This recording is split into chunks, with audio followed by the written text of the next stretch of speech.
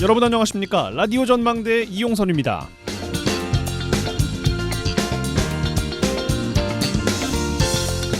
돈이 얼마나 있으면 부자라고 할 수 있을까요? 요즘에는 보통 순자산을 30억에서 100억을 가진 사람들을 부자라고 한답니다. 30억을 가진 사람이 우리나라에서 1%, 100억을 가진 사람이 우리나라 0.1%라고 하니까 마음만은 부자다라고 위안을 삼아야 될 것 같습니다. 그러면은 상위 1%, 0.1%의 부자들은 어떤 삶을 살지 궁금한데요. 한 금융연구소가 발표한 리포트를 보니까 부자들은 아침에 보통 사람들보다 30분 먼저 일어난답니다. 그리고 종이신문을 읽고요. 책을 일반인보다 더 읽는데 일반인이 1년 평균 6권이면 부자는 10권을 읽는답니다. 100억 자산가들은 더 많고요. 20권의 책을 읽는다고 해요.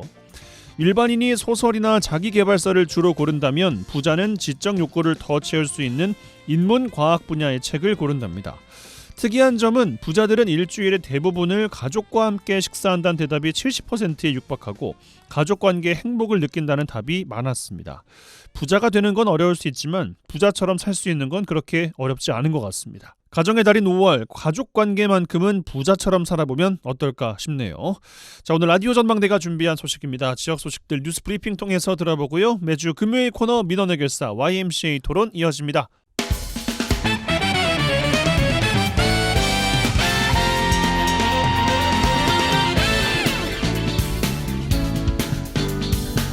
네, 5월 3일 금요일입니다. 라디오 전망대 시작합니다. 먼저 우리 지역 뉴스 정리해보죠.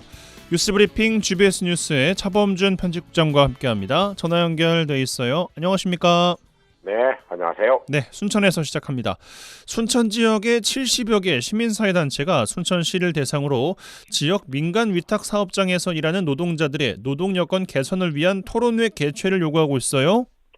네, 전남 동부지역 사회연구소 등 순천 지역 70여 개 시민사회단체가 지난 5월 1일 순천시를 대상으로 세계 노동절을 맞아 순천시청 산하 민간 위탁사업장에서 일하는 노동자와 기간제 근로자 고용 안정과 노동 여건 개선을 위한 방안 수립을 촉구했습니다. 순천 지역 시민단체들은 보도자료를 통해 순천시 민간위탁 공공사업장에서는 2022년도에 자bol드 직장 폐쇄 대량 해고에 이어 지난해 국가정원 노동자의 집단 해고, 올해도 잡월드가 휴관함에 따라 종사 노동자 전원이 실직했다며 순천시에 대책 마련을 촉구했습니다. 시민사회단체는 순천시가 채용한 기간제 근로자 수가 1,800여 명으로 추정되고 있고 해마다 그 숫자가 증가하고 있음에도 8개월에서 11개월의 초단기 계약이 일반적인 상황이고 근로 여건도 순천시 부서별로 제각각으로 갈수록 열악해지고 있다며 순천시를 비난했습니다. 시민사회단체들은 노동자의 고용 안전과 근로 여건 개선은 순천시 자치행정 성과를 높이는 데 매우 중요한데 순천시가 국가 차원의 관련 법률의 가이드라인 또는 지침 수준에 머물러 있다고 주장했습니다. 시민단체들은 순천시의 민간위탁사업장에서 근무하는 노동자들의 노동여건 개선을 위한 문제 해결을 위해 토론회 개최가 필요하다고 밝혔습니다. 그동안 계속되어 온 순천시 그리고 민간위탁사업장 노동자들 간의 갈등의 원인을 토론회를 통해서 좀 근본적으로 해결해보자 이런 취지 아니겠습니까? 네, 순천 지역 시민사회단체들은 순천시의 경우 공공부문 일자리가 오히려 불안정한 노동 사각지대로 변하고 있다며 문제 해결을 위해서는 토론회 개최가 필요하다는 입장인데 순천 지역 70여 개 단체는 연명으로 시정정책 토론 청구서를 순천시에 제출한 상태입니다. 순천 지역 시민단체들은 토론회를 통해 순천시 행정사무의 민간 위탁에 관한 조례와 순천시 노사민정협의회 설치 및 운영 조례 등 민간 위탁 관련 현행 제도의 이행 및 준수 여부, 제도적 미비점을 파악해 개선책을 찾아보자는 입장입니다.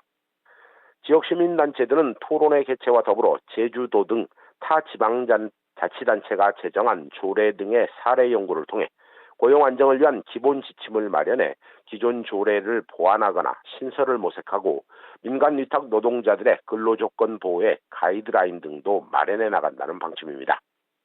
시민단체들은 이 순천시 공공시설 민간 위탁 사업장에서 해마다 반복되고 있는 대량 해고와 실직 사태 방지를 위한 제도적인 방안이 필요하고 순천시가 모범적으로 시정 정책 토론회를 진행해 제도 개선에 적극 나서주라고 촉구했습니다. 예, 순천시의 민간 위탁 사업장이 갈수록 늘고 있다는 점에서 제도적인 보완책 마련 고민해볼 필요가 있겠습니다.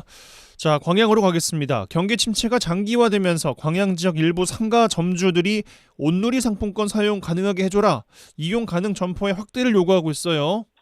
네, 최근 경기 침체가 장기화되면서 광양 지역 일부 소상공인들과 자영업자들이 광양시를 대상으로 지역 경제 활성화를 위한 대책 마련을 촉구했습니다. 보도에 따르면 광양 지역 주요 상권 중 하나인 중마중앙로 사랑병원 사거리에서 강남병원 사거리 사이의 인근 상가의 점주들이 광양시의 온누리 상품권 가맹점 확대를 요구하고 있습니다. 이들은 수년째 광양시와 지역 정치권에 온누리 상품권 가맹점 확대를 요구해왔지만 그동안 달라진 것이 없다며 힘든 경기 침체 속에서 상인들이 이중계로를 겪고 있다고 호소했습니다. 최근 이들 상인들은 지난 제22대 총선에서 국회의원에 당선된 지역구 권양엽 당선자를 대상으로 간담회를 개최하고 대책 마련을 촉구했습니다. 이 상인들의 요구사항을 정리해보면 자신들이 운영하는 점포가 이 골목형 상점으로 지정이 안 되어 있고 이로써 온누리 상품권을 사용할 수 없어 점포 운영에 어려움을 겪고 있다는 것입니다. 상가 점주들이 주장하고 있는 온누리 상품권 사용 점포의 자격 요건 완화, 구체적인 내용 정리해 주실까요? 네, 권양엽 국회의원 당선자와 간담회에 참석한 상인들은 온누리 상품권 사용이 가능하려면 골목형 상점가로 지정이 돼야 되는데 요건을 충족하기 힘든 상황이라며 이를 위한 법률 개정이 필요하니 국회에서 법률을 개정해달라고 호소했습니다. 상인들은 점포 범위를 2,000제곱미터에서 3,000제곱미터로 확대하고 최소 점포 수도 30개에서 20개로 축소하고 또 온누리 상품권의 가맹점 희망상가 지정 등을 요구사항으로 제시했습니다. 현재 온누리 상품권 사용이 가능한 골목형 상점가의 지정 요건은 점포 범위가 2,000제곱미터 내에 최소 점포가 30개가 밀집되어 있어야 하지만 해당 상가 지역은 24개로 기준을 충족하지 못하고 있다는 것입니다. 상인들은 해당 조건을 충족하는 골목형 상가가 광양 지역에서는 아직 단 한 곳도 없다며 광양시의 도시계획이나 지역상권 활성화 정책을 다시 들여다봐야 한다는 주장입니다. 상인들은 현재 광양 지역은 온누리 상품권을 전통시장에서만 사용할 수 있고 그 외 상가들은 현금화가 어려워 온누리 상품권을 받을 수 없는 실정이라며 온누리 상품권으로 물건을 구매하려고 하는 고객들의 요구가 충족되지 않아 결과적으로 지역경제 활성화에 도움이 되지 않고 있다는 주장입니다. 예, 알겠습니다. 어떻게 반영이 될지 지켜봐야겠습니다. 자, 여수에서 마무리하겠습니다. 최근 전남도 의회에서 최초의 삼도수군 통제형이었던 여수의 역사 복원하자란 주장이 나왔습니다. 네, 여수 출신 전남도의회 강문성 도의원이 도의회 임시회 5분 발언을 통해 최초의 삼도수군 통제형이라는 최초의 이 삼도수군 통제형이 여수라는 사실을 알리고 또 관련의 유적 정비나 인프라 구축을 위한 전남도의 적극적인 지원을 주문했습니다. 이 강 의원은 임진왜란 당시 삼도의 수군을 보다 효율적으로 통제 지휘하기 위해 당시 조정에서 1593년 삼도수군 통제사라는 직위를 새로 마련해 당시 전라자수령이었던 이순신 장군에게 겸직하도록 했다며 역사적인 배경을 설명했습니다. 강문성 의원은 1593년 전라자수령 여수는 최초의 삼도수군 통제사의 본영이 되었고 당시 임진왜란 7년 전쟁을 승리로 이끈 원동력이 되었다며 삼도수군 통제연 관련 여수시의 역사 성역화 사업을 추진해야 한다고 주장했습니다. 예, 현재 여수 지역에서 삼도수군 통제형 본영의 역사적 의미를 상징하는 성역화 사업이 추진되지 않고 있다, 이런 지적 아니겠습니까? 네, 강문성 전남도의원은 삼도수군 통제형의 본영인 여수가 아닌 행영에 불과했던 다른 지역에서 이미 이순신 장군 성역화 사업으로 명칭을 선점해서 사용하고 있다며 이를 바로잡고 널리 알리는데 여수시나 전남도의 역할이 중요하다고 강조했습니다. 특히 강문성 의원은 지금 여수에서는 최초의 삼도수군 통제형의 본영 여수를 알리는 표지석 하나도 없는 상황이고 이를 개선해 나가기 위해서는 전남도의 적극적인 지원과 대응이 필요하다고 주문했습니다.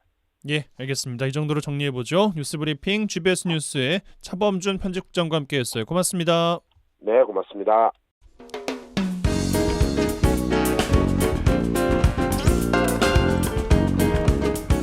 고충을 듣습니다. 라디오 전망대 민원 해결사.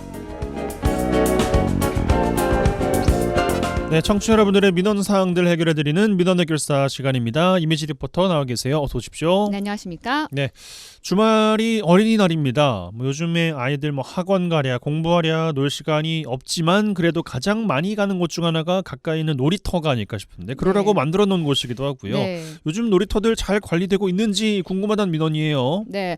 오늘 저희가 둘러볼 놀이터는요. 여수시가 관리하는 주택가 놀이터들입니다. 예. 이 아파트 단지 내에 있는 놀이터들은요. 이 관리사무소에서 관리하기 때문에 이 시설물 관리가 잘 되고 있는 편입니다. 하지만 지역 곳곳에 흩어져 있는 소규모 놀이터들은요. 관리 감독이 제대로 되지 못하고 있는 곳들이 많은데요. 이 주택가 사이에 보면요. 주민들을 위한 소공원들 마련돼 있습니다. 맞아요. 이런 공원들에는요. 조그만 놀이터가 함께 있는데요. 넓은 공원이 아닌 경우에는 미끄럼틀 하나 이 달랑 설치는 곳 대부분입니다. 그런데 주택가에 거주하는 연령대가 높은 이 노인 위주가 되면서 예. 어린이 사용이 줄고 있고 또 일부 어린이 놀이터는 제대로 된 보수가 되지 못해서 안전사고에 취약해지고 있습니다. 예, 주택 밀집 지역인 봉산동, 미평동, 신기동, 안산동 일대에 있는 공원 놀이터들 직접 둘러보고 오셨는데 네. 안전사고 위험에 노출된 곳들이 몇 군데 보였다고요? 네, 이 멀리서 놀이터 시설을 보면요. 크게 문제가 되는 부분들이 없습니다. 네. 하지만 막상 가까이 가보면 낡고 보수해 놓은 곳들이 떨어져 나가서 이 노화된 곳들이 많았습니다. 미평동 주택가에 있는 한 공원 놀이터 경우는요. 미끄럼틀 바닥에 붙여놓은 우레탄 재질의 장판이 모두 들떠서 너덜너덜하고요. 그 걸려서 넘어질 수 있는 거잖아요. 맞아요. 네, 또 아래에 있는 철판은 붉게 녹슬어 있었습니다. 네. 이 놀이시설 대부분은요. 나무, 플라스틱, 금속 재질로 되어 있는데 이 오랜 시간 비를 맞고 햇빛에 노출되면서 놀이기구 지붕 하판은 이 빗물에 불어 들뜨고 손잡이 그 철제들은 녹슬어 페인트들이 떨어져 나가고 있었습니다. 예. 이 시민들은요. 어린이들이 이용하는 시설인 만큼 안전사고가 발생하지 않도록 세심한 안전점검이 필요하다고 지적하고 있습니다. 좀 위험하지. 다칠 수도 있잖아. 저 날카마니. 여기는 좀 안정되게 안 돼 있어. 오래된 건 아무래도 좀 불안감이 좀 있죠. 또 색깔이 바래서 약간 부식돼 보이면 약간 좀 불안함도 있죠.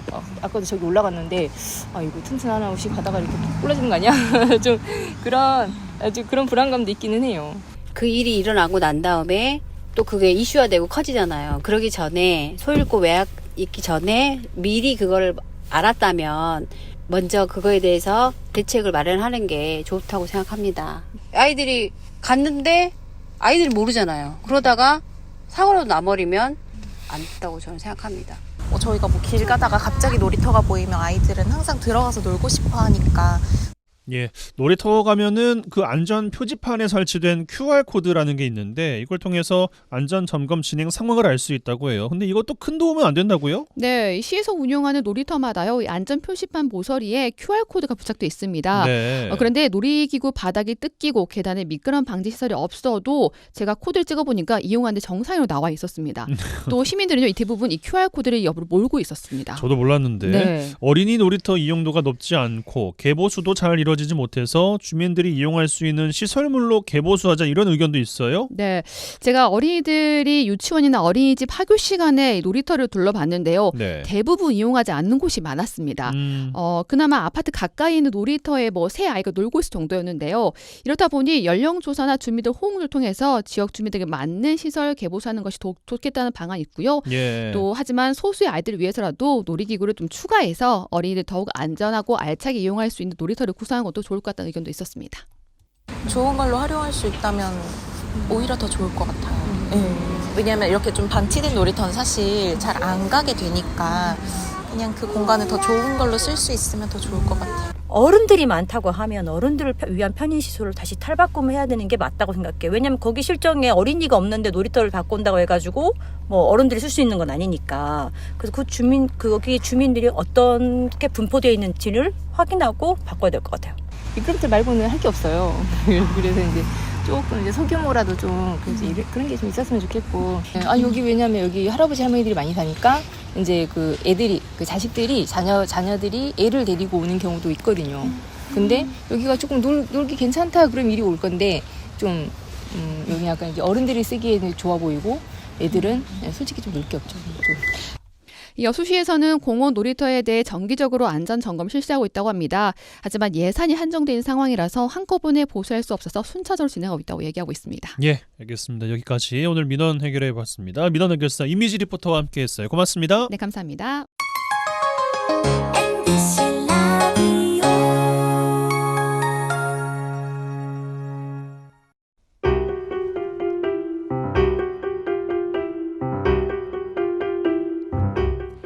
지역 뉴스 1시간 안에 정리해드립니다. 재미있고 편한 뉴스.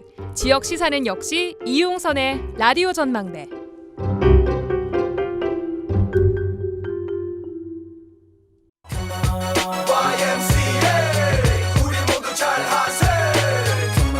조선의 최강이야. 여기 믿는 마이크폰 모두의 기쁨이야. 더 이상 짜고 치는 고스톱은 없다. 우리도 대본 없이 토론한다. 지역 대표 스피커 두 분과 함께하는 YMCA 토론 시간입니다. 여수 순천 YMCA 김대희 김석 사무총장 두 분 어서 오십시오. 네, 안녕하십니까. 5월의 첫 시간입니다. 한 주 어떻게 보내셨는지 먼저 김대희 총장께 여쭙겠습니다. 네, 저 여수 YMCA는 지난주 토요일에 유지지도자 연수를 낭도 둘레길로 갔는데요. 유지지도자라고 한다면 YMCA만이 사용하고 있는 독특한 용어라고 할 수 있는데요. 유지 지도자요? 네네네. 지방의 유지 지도자. 그런 뜻일 겁니다. 그거 아닙니까? 네. YMCA에서 유지다 뭐 이런 거죠. 예. 현실적으로 이제 그런 개념인데 YMCA는 회원들을 대표하는 분들이 많이 있습니다. 이사들 그리고 회원클럽의 임원 또 각 위원회 전문 운동을 고민하는 전문가들이 모인 위원회가 있는데요.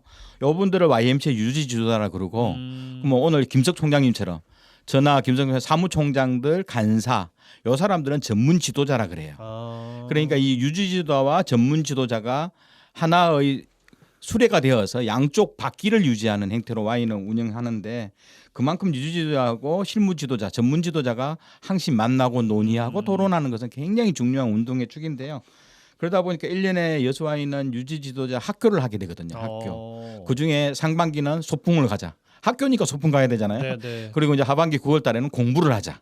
뭐 이런 행태로 하는데 한 30명 정도 회원 대표들이 모여서 재미나게 놀다 왔습니다. 낭도 둘레길. 네, 굉장히 아름답더라고요. 그러게요. 특히 이제 요즘 다리가 넓어져서 낭도가 핫한 곳인데, 가요. 네, 예. 120년 역사를 가진 도가집도 있고, 그리고 다양한 둘레길도 상당히 좋고 또 먹거리도 좋아서 많은 사람들이 찾아오는 그런 곳입니다. 예, 알겠습니다. 좋은 시간 보내셨다니까 다행입니다. 김석 총장 어떻게 보내셨습니까, 한 주? 네, 뭐 정신없이 뭐 바쁜 건 똑같은데 지난 그 수요일이었죠. 5월 1일 노동절을 맞이해서 그 순천의 민간 위탁 노동자들 그리고 순천의 기간제 그 노동자들이 좀 많이 지금 현재 증가되고 있는 상황이거든요. 그래서 이와 관련된 고용 안정에 대한 문제가 작년부터 굉장히 좀 뜨거웠지 않습니까? 토론회 신청하셨죠?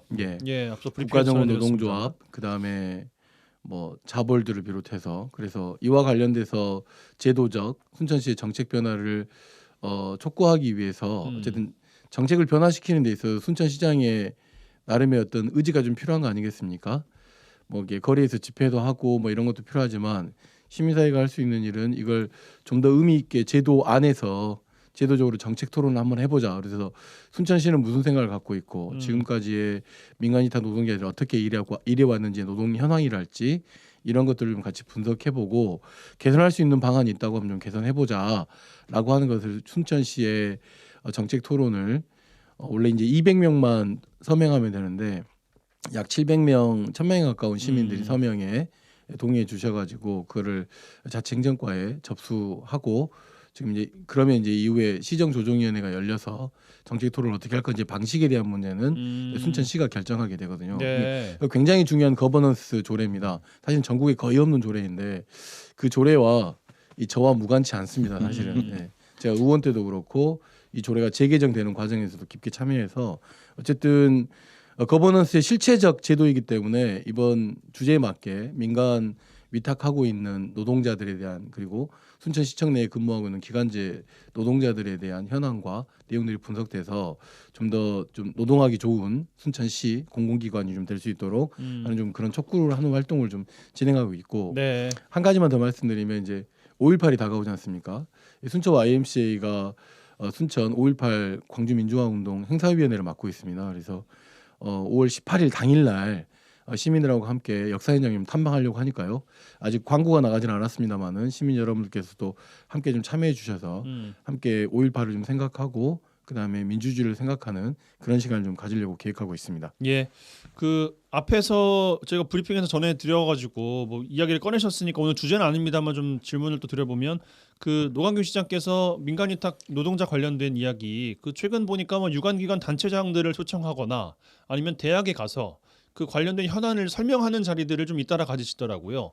그것과도 좀 무관치 않아 보이는 행보 같은데 토론회는 무조건 열어야 되는 거예요? 아니면은 열어도 되고 아니어도 무조건 되는 열어야 됩니다. 무조건 열어야 돼요. 무조건 열어야 되고 그동안에 그 정책 토론을 통해서 변화된 사항들이 되게 많습니다. 순천시의 그 로컬 푸드 그 시민 자회사 만들었던 것도 정책 토론을 통해서 저희가 그 열어서 문제를 그 시민 회사를 만든 긍정적인 효과를 만든 게 있고 두 번째는 그 풍력 발전소 거리 관련된 조례 개정 관련해서도 이 정책 토론을 통해서 한 방에 그 문제를 좀 잠재웠던 것도 있기 때문에 이게 뭐냐면 서로가 가지고 있는 굉장히 그 주장과 주의가 그 대립하는 경우가 있잖아요. 그럼 이게 어떤 근거에 의해서 또는 어떤 제도적 어떤 정책적 방향에 의해서 이루어져야 되느냐는 대단히 좀 중요한 회의입니다. 그래서 뭐 정책 토론회와 관련해서 방금 그 이용선 아나운서가 이야기한 것처럼 노광규 시장은 어쨌든 이 문제와 관련해서 굉장히 좀 난감하기도 하고 강경한 입장을 강경한 입장이기도 보였어요. 하잖아요. 예. 근데 그런 순천시의 입장을 좀 그러니까 공식적인 자리에서 한번 토론을 해보자라고 하는 것이기 때문에 대단히 좀 의미 있게 또 시장은 시장 말을 하고 또는 시는 시 말을 하고 우리는 우리 말을 해서 가운데 교차점이 있다고 하면 개선되면 좋은 일 아니겠습니까? 알겠습니다. 네, 그런 예. 취지다. 자, 주제로 들어가 보겠습니다. 한 주간 뜨거웠던 이슈 꼽아보면 월요일에 열렸던 영수회담 꼽을 수 있을 것 같습니다. 뭐 1시간 한다더니만 한 2시간 뭐 10분 했다라는 또 기사도 많이 나왔었고 그래서 결국 무슨 이야기를 하고 왔냐 이번 주 후반에 보니까 그렇게 뭐 소득은 찾아볼 수가 없는 것 같은 그런 느낌이 좀 듭니다. 뭐 더 봐야겠습니다만 대통령실 브리핑 통해서 의제에 대해서 윤 대통령과 이재명 대표 의견을 전해드렸고 의대 증원에 대해서는 불가피하다라는 공통점은 확인했던 것 같아요. 화제를 모았던 전국민 25만 원 민생회복지원금 지급 이견을 확인한 것 같습니다. 여러 의제들 가운데 오늘 뒤에 말씀드렸던 전국민 25만 원 민생회복지원금 이야기 좀 나눠볼까 합니다. 우선 그 영수회담은 두 분께서도 관심 갖고 보셨을 것 같은데 김대희 총장님 어떻게 보셨습니까? 네, 그럼 이재명 대표도 이야기를 했는데요. 대통령 이렇게 만나기가 특히 국회의 과반 이상을 차지하는 제1당 대표가 대통령을 2년 만에 만난다는 것. 뭐 실제로 좀 만나는 것이 너무 좀 힘든 세상이라고 좀 보는데요. 실제로 뭐 결과를 놓고 그 봐라 예상대로 별 성과는 없지 않냐라고 하지만 저는 뭐 이재명 대표가 미리 준비한 15분 동안 발언이 없었다면 맹탕이었을 건데 어떻든 이번 총선을 통해서 나타난 민심을 그대로 전달하는 15분은 굉장히 중요했다. 예. 아마 이게 곧바로 비공개 회담으로 가버렸다면 아마 온갖 비난만 나왔겠죠. 왜 만났는지. 하지만 나름대로 뭐 대통령은 그럼에도 불구하고 최상병 특검이라든가 김건희 여사 특검 이런 문제는 비공개 논의에서도 전혀 비공개 자리에서 논의 자체가 없었다고 하니요. 대통령의 변함은 여전히 없을 거다. 그대로 갈 거다. 그래서 뭐 한편으로는 주변 사람들 만나봐도 국민들은 그거 봐라 3년도 아깝다. 뭐 이런 여전히 이야기가 나오지만 어떻든 그래도 뭐 야당 대표가 대통령 만나서 국민들이 원하는 것들을 시원하게 이야기하는 것. 그럼 대화가 뭐 어렵습니까? 그렇죠. 예, 이렇게 뭐 하면서 못 만날 사람들도 아닌데. 네, 그러면 아마 정부에서도 여당에서도 이런 내용을 보면서 민심을 제대로 이해하고 또 국회 내 논의할 때는 야당 대표가 요구했던 내용들을 또 국회 내에서는 나름대로 고민하는 척이라도 할 거라고 보는 거거든요. 예. 이런 과정들이. 그래서 저는 나름대로 만나는 것 자체는 의미 있었고 특히 15분 발언은 굉장히 국민들 이야기를 그대로 전달했던 측면이 있어서 나머지 조건에 대해서는 뭐 그렇다 하더라도 저는 만난 것 자체는 저는 굉장히 좋다고 봅니다. 근데 최상병 특검 그 본회의 통과되는데 강하게 또 유감을 표명하면서 대통령실에서 거부권 행사 예고를 했잖아요, 사실상. 강경 대응한다는 강경. 식으로 이야기를 해서 예. 되게 좀 놀라웠는데 저는 이제 영수회담 보는데 일단 잘 된 거라고 생각해요. 그 회담 자체는. 예. 왜냐하면 2년 넘게 안 만나고 있다가 만난 것이고 그다음에 여야가 어쨌든 협치라고 하는 주제로 논의를 시작한 건 되게 의미가 있는 일이라고 생각하는데 이제 그 외적인 것을 저는 이제 본질적인 것은 김대희 총장님이 이야기했다고 하면 외적인 것은 참 대통령실이 일을 못하는구나 그런 생각을 했어요.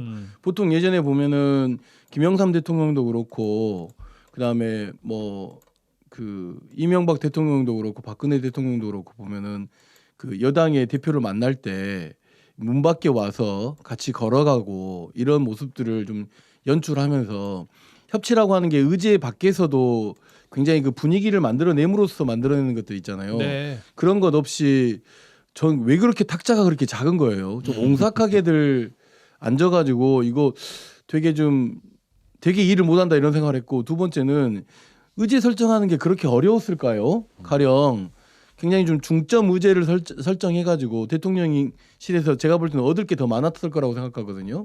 의대 증원 관련된 문제에 대한 민주당이 협조를 구할 수도 있었을 것이고 또 하나는 이번 총선 결과에서 나오는 민심에 대한 문제를 겸허하게 수용하면서 거기에 따른 내용들에 대한 국민을 위한 일이 무엇인지를 귀담아 경청하고 다만 굉장히 날카로운 의제들이 있잖아요.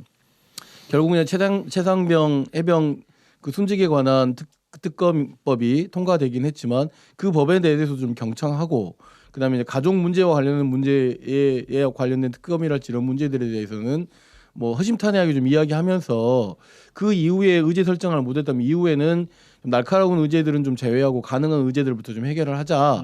그래서 국회에 좀 협조와 협의를 요청한다 이런 방식이었으면 좋았을 텐데 좀 그런 것들이 전혀 이루어지지 않은 가운데서 결국은 결과적으로는 결국 답답한 영수회담이 돼버린 꼴을 누가 만들었는가? 결국은 대통령실이 만든 것이라고 봐야 되겠죠. 그런 측면에서 대한민국의 이게 혼란스럽고 어려운 문제는 사실은 윤 대통령도 문제지만 대통령실도 상당히 큰 문제가 있다라고 하는 것을 확인하는 자리였던 것 같습니다. 김대희 총장님 또 할 거라고 생각하세요 혹시?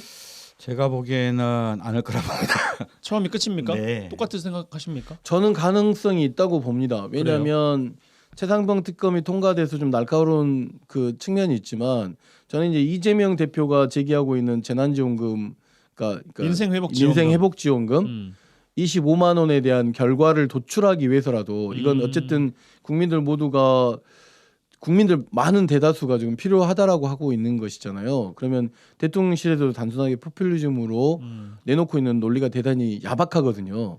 그런 측면에서 부자들은 감세해주고 그다음에 세금은 제대로 거치고 있지 않은 문제에서 세수도 부족한 문제에서 소비 증진에 대한 나름대로의 여당과 대통령실 내에서의 논의가 좀 있을 거라고 보여지기 때문에 그런 부분들, 그러니까 민생과 관련된 문제들에 대해서는 협력할 수 있는 길은 열어놨다라고 보여집니다. 그렇기 때문에 말로는 반대하고 있지만 필요성에 대해서 아마 이후에도 제 바람입니다만 있었으면 좋겠습니다. 네.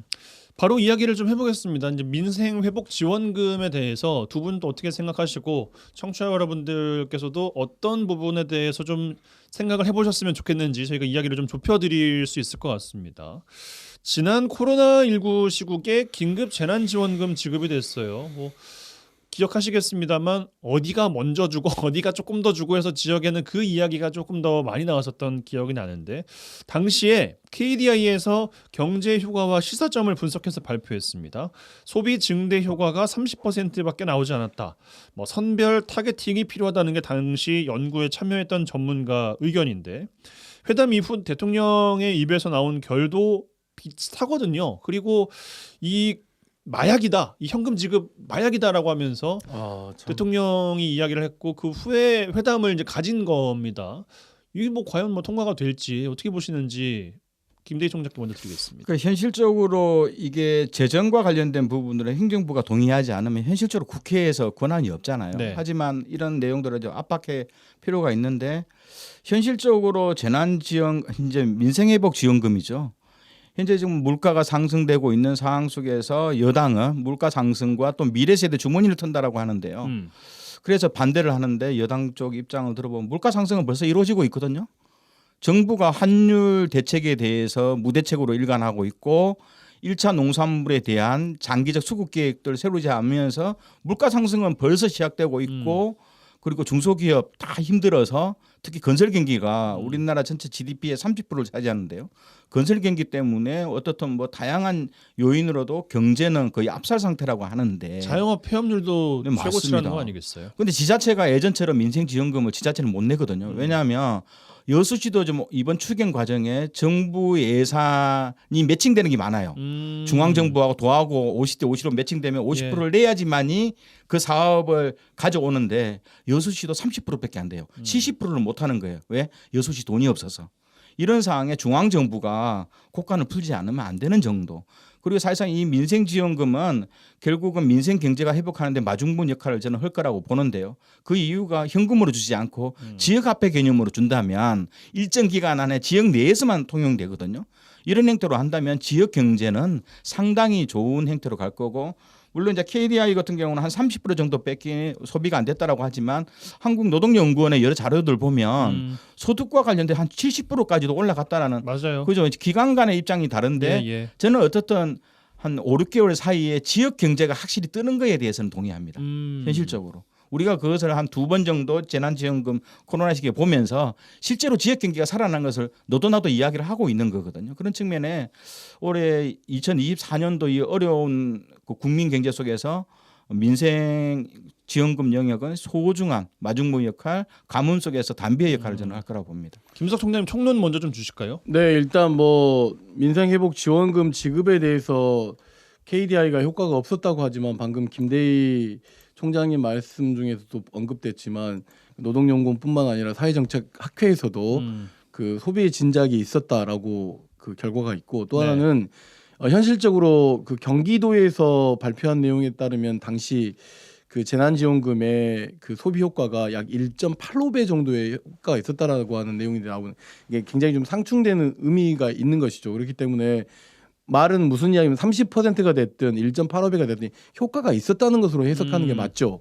그러니까 그 코로나 사태 이후에 세 차례에 걸쳐서 정부가 재난지원금을 지급했습니다. 1차 때는 가구당 거의 최대 100만 원까지 지급을 했었고 또 이후에는 그 피해 소상공인들에게 지원했지 않습니까? 1차 때 지원했던 100만 원씩 줬던 지원금이 약 14조 3천억이거든요. 근데 이제 24조 3천억만 지원된 게 아니라 각 경기도 뭐 곳곳에 자치단체에서 별도의 또 재난지원금까지 하면 그런 문제들이 좀 그 확산됐었죠. 근데 이것이 가지는 효과성은 예를 들면 KDI는 100만 원을 받았다라고 하면 30만 원만 소비하고 나머지 70%는 거의 뭐 그런 단어를 왜 쓰는지 모르겠지만 저축이나 뭐 이런 방향으로 썼다라고 해서 굉장히 좀 논란을 일으킨 바가 있지만 경기도가 발표한 거에 의하면 대략 그 경기도가 재난소득을 합쳐서 정부 지원까지 그 경기도까지 합치면 약 5조 1,190억 원을 냈는데 분석한 결과로는 약 그것보다 1.15배가 된 7조 4,444억 원이 나왔다는 결과가 있는 것에 대단히 주목할 필요가 있는 것이죠. 이제 앞서 주셨던 말씀처럼 물가 상승하고 그러면 우리가 소비가 굉장히 위축되잖아요. 그다음에 월급도 오르지 않고 이러고 있는 상황인데 이런 것을 지금 민생회복지원금으로 국민당 25만 원을 지급하는 문제에 대해서 정부가 좀 굉장히 개방적으로 열어놓고 추진해야 된다고 생각합니다. 그리고 이런 재난지원금의 형태, 민생회복지원금의 형태는 우리나라만 있었던 건 아니에요. 1929년에 대공황 당시 미국에서도 있었고 그다음에 2008년 금융위기 때도 미국뿐만 아니라 대만, 일본에서도 유사한 경우가 있었고 과거 이명박 정부 시절인가요? 유류지원금도 줬던 경험도 있기 때문에 우리에게 그런 경험들이 많이 쌓여 있고 지금 현재 위축된 서민 경제의 어떤 지출을 확대하기 위한 방법은 현재 본인들이 가지고 있는 지갑에서 그 지출하는 것은 한계가 있는 문제이기 때문에 이 소비 증진이 일정 부분의 경기 부양을 위한 그 어쩔 수 없는 또는 필요한 굉장히 긴급 정책이라고 하는 것에 대해서 정부와 여당이 이 문제에 대해서 좀 열어놓고 조금 실현 가능한 범위를 좀 정하는 방식으로 좀 해결했으면 좋겠다는 생각을 갖고 있습니다. 근데 이제 실제로 국민의힘 여당 쪽에서 이제 반대하는 명분 중에 하나 건전재정 이야기하는 거잖아요. 그래서 저는 이 이야기를 듣고 건전재정을 진짜 고민하는 정부이자 여당일까 고민해 봅니다. 왜냐하면 총선 기간에 하지 마라 하는데 대통령은 전국을 돌면서 1,000조 원을 뿌리고 다녔잖아요. 1,000조 원이면 말로. 근데 어떻든 1,000조 원 쓰겠다고 했던 것은 건전재정 자체를 고민 안 했던 거거든요. 그리고 어떻든 작년만 해도 세수가 56조 원 정도, 56조 4천억 정도 세수 부족은 그 어디서 부족된지 너무나도 잘 알잖아요. 그래서 국회 내에서도 하지 말아라. 종합부동산세하고 법인세 영역인데 그건 나름대로 여유 있는 곳이거든요. 여유 있는 사람들, 여유 있는 곳에서 세금을 감면해 줬는데 그것은 주요한 수입 원천을 차단하는 거라서 건전 재정에 악영향을 미친다고 누누이 이야기했는데 결국 13조 원이 국가의 경영에 큰 문제가 생길 거다 말한 것은 어불성설이라고 좀 보는 거죠. 알겠습니다. 한 8, 9분 정도 남았는데 한 세 가지 측면을 좀 여쭙고 이야기를 들어보고 싶습니다. 우선 첫 번째, 포퓰리즘이다. 동의하십니까? 민생회복지원금 지급은 포퓰리즘이다. 국가가 왜 존재해야 되는 거죠? 정부가 왜 있어야 되는 거죠? 결국은 투표는 왜 하는 거고 선거는 왜 하는 겁니까? 결국은 포퓰리즘 안에는 국민의 답을 내렸다. 국민들의 선택을 기다리고 있는 거잖아요. 네. 지금 국민들이 가장 어려워하는 문제가 경제적으로 굉장히 어렵다는 거고 그런 문제에 대해서 재난지원금을 통해서 일정 부분의 그 문제를 해결하겠다 하는 것이 포퓰리즘이라고 한다고 하는 것은 굉장히 좀 망상에 가깝다고 생각합니다. 그리고 더군다나 대통령은 이걸 마약이라고까지 굉장히 정말 척결 대상에 비유를 했어요. 마치 범죄자 이걸 주는 것도 범죄고 받는 것도 범죄다 이런 어떤 인식을 드러내버렸는데 이건 마약은 아니죠. 일단은 굉장히 어려운 경제 문제를 직접 국민에게 지급하는 방식이 마약이다. 이건 문제가 있는 거죠. 알겠습니다. 그러면 사회복지 관련된 지급들도 지급하면 안 되는 거예요. 그러니까 이율 배반적인 생각인 것이죠. 그러니까 예를 들어서 정책 통로에 정책이라고 하는 것이 각각의 분야가 있는데 각각의 분야에서 지급하는 방식의 현금 지원성 지원 방식은 마약이 아닌 거고 직접 모든 국민에게 정말 효과성을 발휘하기 위한 방식으로 25만 원을 지급하는 것은 마약이다. 이건 어불성설이고 망상이다라고 생각하고 포퓰리즘은 아니다. 예, 국민이 원하는 거다. 이렇게 말씀드리고 싶습니다. 알겠습니다. 김대희 총장께는 요거 좀 여쭤보겠습니다. 그 민생회복지원금을 통한 효과에 대한 이야기인데 소비 진작이 되면 물가 상승은 불가피하다라는 의견은 지배적이지 않습니까? 둘 중에 뭘 더 중하게 볼 것이냐의 문제인 것 같고 과연 얼마나 영향을 끼칠 것인가의 문제인 것 같은데 어떻게 보십니까? 저는 어차피 저는 지역화폐로 지급하자는 주의거든요. 예. 지역화폐라는 것은 그게 통용되는 권역이 있는 거예요. 행정 범위 안에서 이루어지고 있고 그것은 대체적으로 어떤 상품이나 어떤 물품을 구매하는 영역인데 어떻든 이게 물가 상승으로 정확하게 연결되지는 않습니다. 물가의 원인들은 이게 대부분 우리나라 물가들은 수출, 수익과 연동되는 측면이 좀 강한 거고요. 원자재 상승에 이게 1차 자원이라든가 원자재의 상승에 기인한 것이 많기 때문에 최종 소비 단계에서 국민들이 쓰는 것은 최종 소비 단계거든요. 소비 단계에서 어떤 지불 비용으로 지역화폐를 내기 때문에 물가 상승의 원인으로 가는 것은 좀 너무 확대 해석이라고 좀 보는 거죠. 예. 그러니까 당시에 보면은 사용 기한과 사용처가 좀 정해져 있기도 했지 않습니까? 그러니까 이게 KDI에서 이야기한 100만 원을 받아서 30만 원만 썼다라고 하는 것은 사실 현실 근거를 너무 왜곡한 측면이 있죠. 사실은 100만 원 다 쓸 가능성이 높아요. 네. 근데 이제 그만큼 원래 갖고 있던 돈을 안 썼을 가능성은 있겠죠. 그러니까 이제 원래 그러나 지갑에 들어있던 그렇죠. 돈. 원래 예. 가지고 지갑에 있던 돈을 쓰지는 않았던 거죠.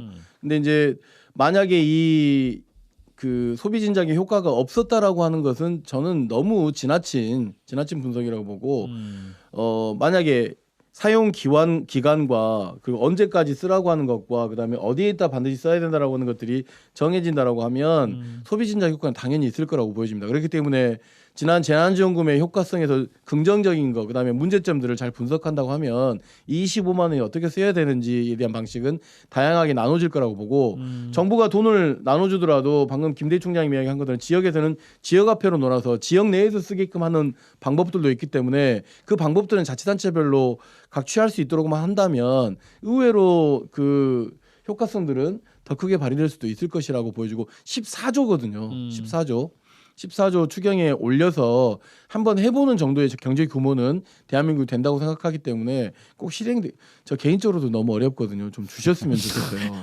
그러니까 예를 들어서 이것 때문인 거잖아요. 그 30억 이상 매출 영업장에는 뭐 지역화폐를 못 받게 하는가 이제 이것 때문에 지역 골고루 돌아갈 거라는 말씀이신 거잖아요. 네, 그렇습니다. 그 현실적으로 아까 이제 물가 이야기는 그것도 말씀드리면 생산 단계, 도매 단계에 벌써 물가 상승분이 반영되어서 물가 상승이 일어나는 거거든요. 근데 보통 이제 우리가 지역 화폐 개념은 우리가 쓰는 곳이 주로 어딘가요? 예를 들어서 뭐 예를 들어서 동네 마트, 예, 뭐 식당이라든가 아니면 식당. 뭐 옷을 산다거나 그렇죠. 뭐 이런 형태거든요. 자녀들 학용품을 산다거나 이런 최종 단계에서 물가 상승 반영률은 굉장히 낮거든요. 크진 않을 것이다. 현실적으로. 그리고 제가 봐도 제가 알고 있는 한 100여 명 사람들을 봐더라도 지난 코로나 시기에도 지역 화폐로 받아서 저축을 했다는 사람은 전 못 들어봤거든요. 그건 저축할 수는 없죠. 그러죠. 뭐 그 상품권 깡을 해가지고 현금을 그러죠. 하지 않는 이상은. 그래서 기존에 있는 돈을 좀 불법입니다. 안 썼을 수는 그렇죠. 있지만 저축을 했다거나 뭐 잉여로 남겨놨다거나 하는 것은 제가 볼 때는 너무 좀 지나친 거다. 알겠습니다. 한 가지 더 짚어볼 게 있는데 그 복지 이야기하면 늘 따라 나오는 게 뭐 보편적 복지냐 선별적 복지냐잖아요. 선별적 복지가 중요하다고 정부는 계속 이야기를 하고 있습니다. 어떤 답변 주시겠습니까? 선별적 복지를 주장하는 사람들은 대체적으로 보수적 이념을 갖고 있는 분들이죠. 그러나 전통적인 논란이긴 그러나 하죠. 행정이나 뭐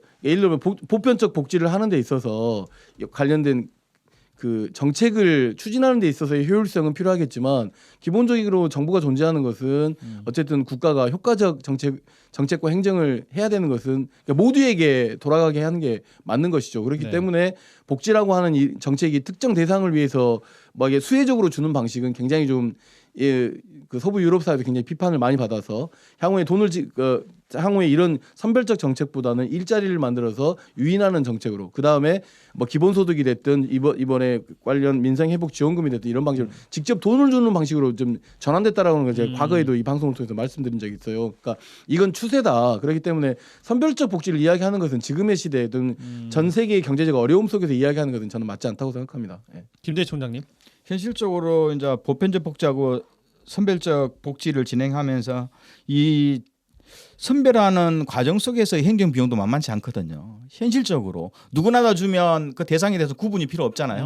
근데 특정한 대상을 주려면 거기에 관계된 소득의 확인이라든가 지급의 확인 모든 과정들 때문에 어떻든 그 비용도 만만치 않다.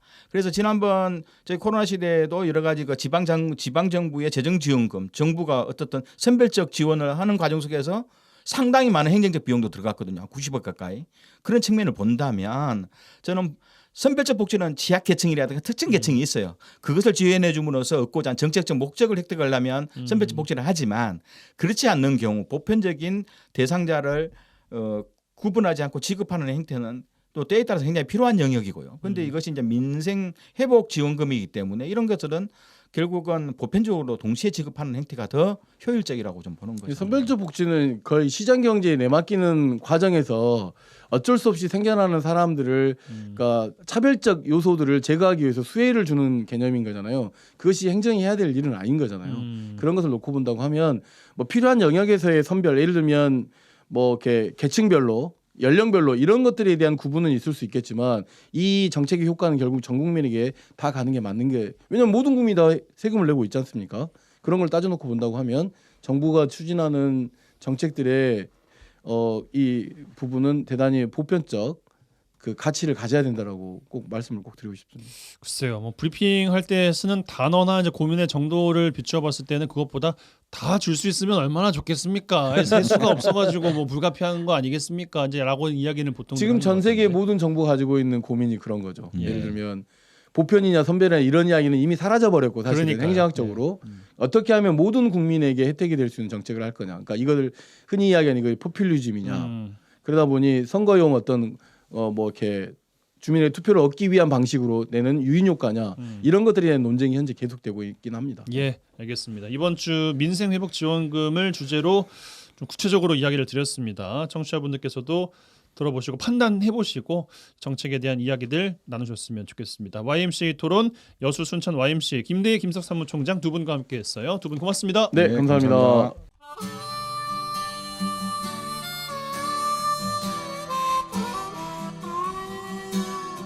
네, 5월 3일 금요일 라디오 전망대 오늘 준비한 소식은 여기까지입니다. 오늘도 고생 많으셨습니다. 주말에 뭐 어린이날도 있고 가정의 달 이제 시작이 되면서 행사들 또 준비하시는 분들 많으실 것 같은데요. 힘내시기 바라겠습니다. 또 가정의 달이니까 챙기는 것도 있지 않겠습니까? 이상은의 언젠가는 흐르고 있습니다. 이 노래 들으시고 다음 주 월요일에 뵙죠. 이용선이었습니다.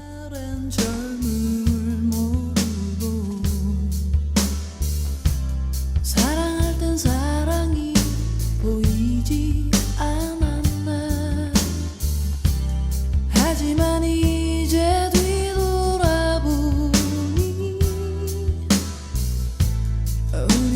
서로 사랑을 하고